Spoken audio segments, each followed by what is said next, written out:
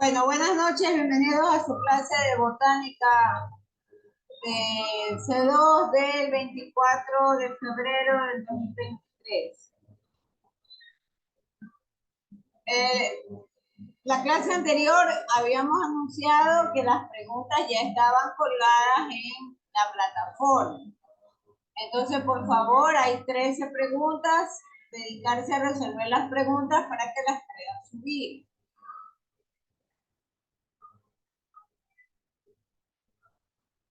Eso por un lado. Por otro lado, estamos terminando el capítulo 43. Van a salir preguntas del capítulo 22 de los hongos y van a salir preguntas del capítulo 43 para el examen. Entonces, por favor, considerar la lectura de estos capítulos completos. El día de hoy continuamos con la parte de las raíces y nosotros habíamos estado viendo en la última clase el tema de la banda de Caspari y para qué servía esta capa y cómo funcionaba. Y también se mencionaba el tema de la ósmosis, ¿no? El tema de ósmosis justamente para la absorción de nutrientes que están diluidos en agua cerca de las raíces.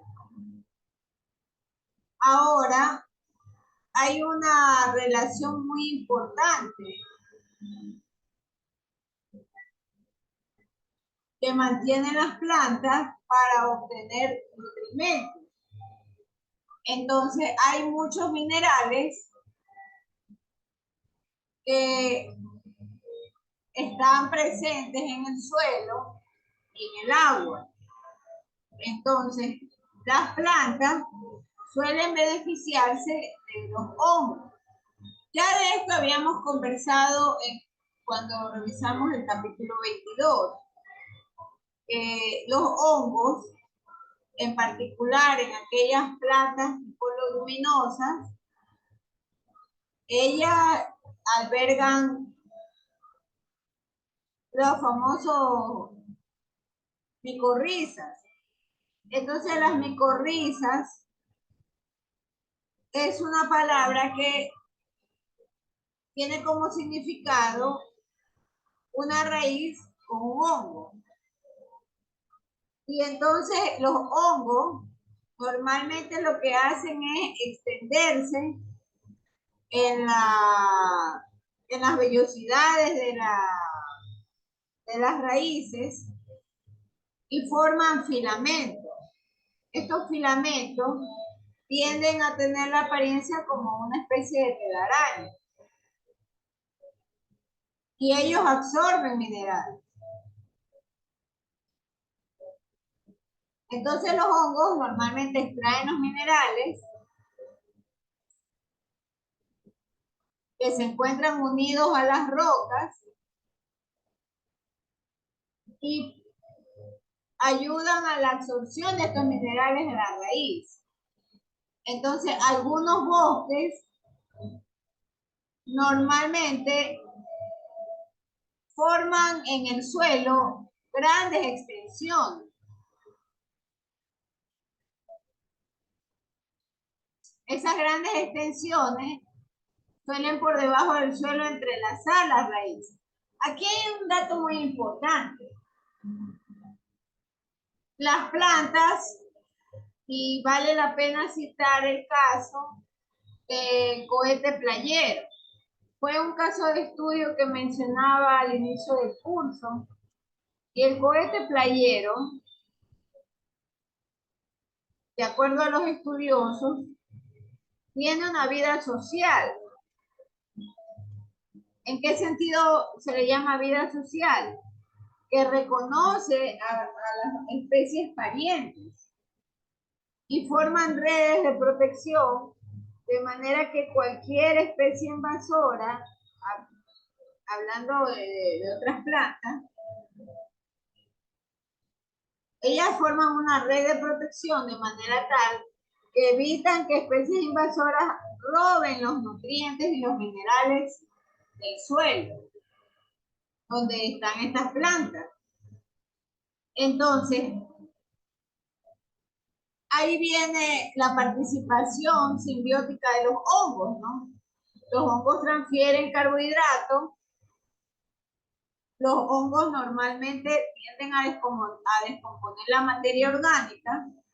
Y esa es un poco la explicación de por qué ustedes pueden ver hojas que van lentamente descomponiéndose cerca de los mismos árboles, ¿no? Y es un sistema de reciclaje natural, porque al momento de descomponerse, estos quedan en el suelo, se diluyen en el agua o en las corrientes subterráneas. Y las raíces pueden tomar a través de la presencia de estos hongos estos minerales. Entonces, aquellas plantas que se autoprotegen por ser familiares entre sí, estas plantas lo que hacen es quitar el nutriente a otras, ¿no? A otras especies que no son familiares. Entonces, esa es la explicación del por qué, por ejemplo, casos de estudio como el cohete playero o la cúscuta, que es otra especie, eh, tienden a armar con sus especies familiares estas redes de protección para evitar que otras plantas roben los nutrientes. Hay una acción también muy importante. Hemos hablado de los hongos, pero hay bacterias también que fijan el nitrógeno al suelo. Entonces, esto más lo podemos apreciar en el ciclo del nitrógeno. Vamos a sacar una figurita del ciclo del nitrógeno. Entonces, el ciclo del nitrógeno, como ustedes conocen, tiene dos tipos de bacterias. Tiene las bacterias que fijan el nitrógeno al suelo y tienen otras bacterias que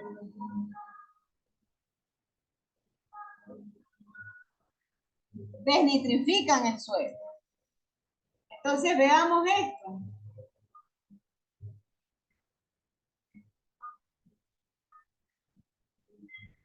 Pero nuevamente estamos dentro del tema de la relación simbiótica que tienen las plantas como tal con otras especies. En este caso, especies como los hongos.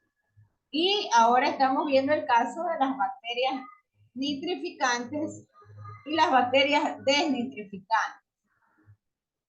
Entonces, por ejemplo, una planta tiene un proceso de asimilación de nutrientes a través justamente de los hongos. Entonces, en el aire que existe el nitrógeno atmosférico es fijado en el suelo por las bacterias nitrificantes, que son la línea que ustedes pueden apreciar a la izquierda, justo del costado del conejo. Entonces, las bacterias nitrificantes toman ese nitrógeno gaseoso y las fijan en las raíces. Por otro lado, hay un proceso que se llama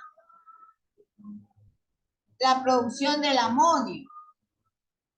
En la producción del amonio tiene su explicación no solo por las bacterias que fijan el nitrógeno en el suelo, sino que además tenemos depósitos de materia orgánica generados por los desechos de los seres vivos, ¿no? Ahí tienen ustedes el conejo tiene sus heces, y las heces del conejo y de todos los animales van al suelo. Sin contar también, o sin dejar de lado la presencia de los cadáveres, ¿no? Los conejos obviamente no tienen cementerios como nosotros, ni los demás animales, sino que sus cuerpos quedan en el suelo y ese resto orgánico es descompuesto, no solo por la presencia de los hongos que están en las raíces de las plantas, sino por las bacterias también que se encuentran en el suelo, aquellas bacterias que fijan el nitrógeno. Entonces se produce el amonio y este amonio las bacterias lo aprovechan para nitrificar el suelo y formar el nitrito.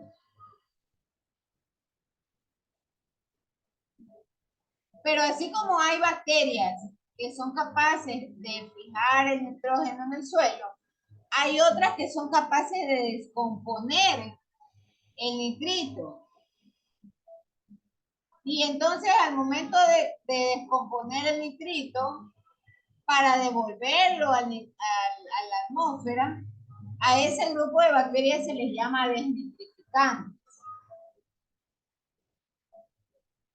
Y por supuesto, las plantas, en todo este ciclo del nitrógeno, tienen su rol importante porque asimilan estos nitritos y estos nitratos. Y de esa forma ellos adquieren sus nutrientes. Y se completa el ciclo del nitrógeno en la naturaleza, en los ecosistemas.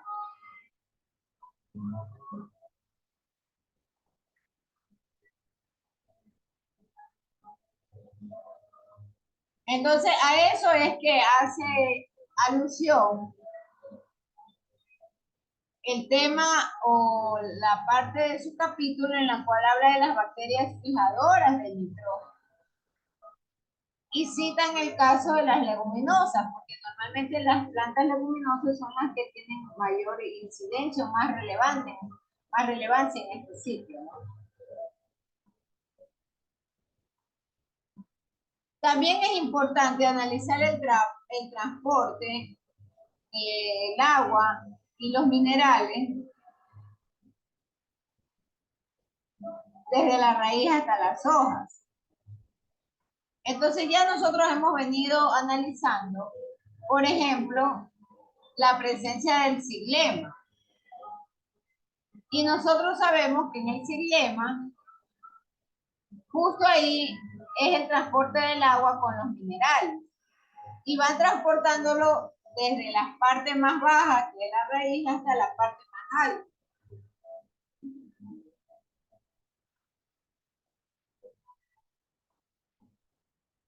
Entonces, hay una teoría importante que es la teoría de la cohesión y de la tensión. Y esa teoría de cohesión y tensión está relacionado con la transpiración de las hojas. Las hojas transpiran y normalmente halan agua hacia el xilema. Entonces hay cohesión cuando normalmente las moléculas de agua están unidas y dentro de los tubos del conducto llamado xilema. Pero además hay tensión porque dentro de este tubo empiezan también los procesos de vaporización. Entonces se evapora de las hojas hasta el xilema. Entonces, ahí es importante la teoría de la cohesión y de la tensión. Justamente en ese paso de la transpiración de las hojas.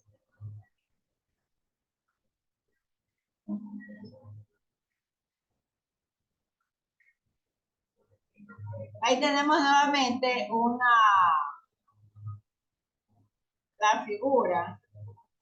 Pero lo que estoy explicando responde a la figura 4321. Entonces, en la figura 4321, ustedes pueden ver claramente la teoría de la cohesión y la teoría de la tensión. Entonces, el agua que normalmente se evapora a través de las aberturas de las hojas en la parte inferior, esa agua en realidad proviene del sistema, del xilema, que ha cohesionado en el interior, en el conducto, las moléculas entre sí.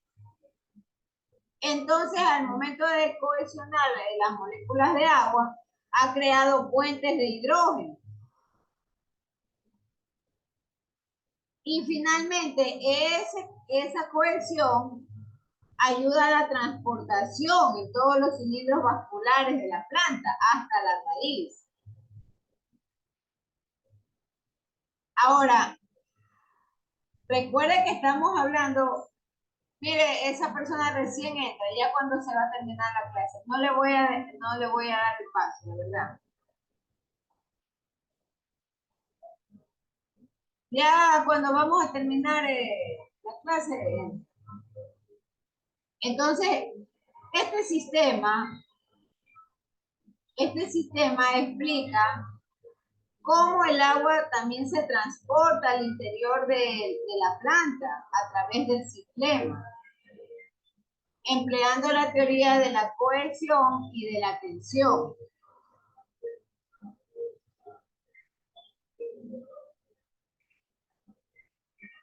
Por si acaso, estamos terminando capítulo 43.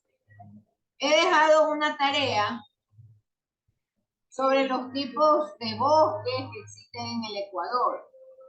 Usted tiene que hacer el mapa del Ecuador e identificar los tipos de bosques en las zonas y en las provincias en las que existen. Y de ahí ir hablando de cada uno de los tipos de bosque y describiendo sus características físicas y químicas. Eso ya habíamos dado la instrucción en la clase. Bien, el día de hoy han estado conectados 24 personas. Jorge López, Adrián Macías, Alain Cerdán, Cindy Panta, Nicole Delgado, Denis Cárdenas, Emily Figueroa, Evelyn Guzmán, Ricardo García, Jorman Vaquerizo, Karen Vargas, Leslie Limones, Olga Lindao, Ariana Marcillo, Marta Onofre, May Cirino, Selena Murillo, Jennifer Panta, Samantha Mendoza, Eva Sánchez, Karen Siche, Vanessa Sanchaca y Saida Pino. Abran las cámaras, por favor, para hacer la foto.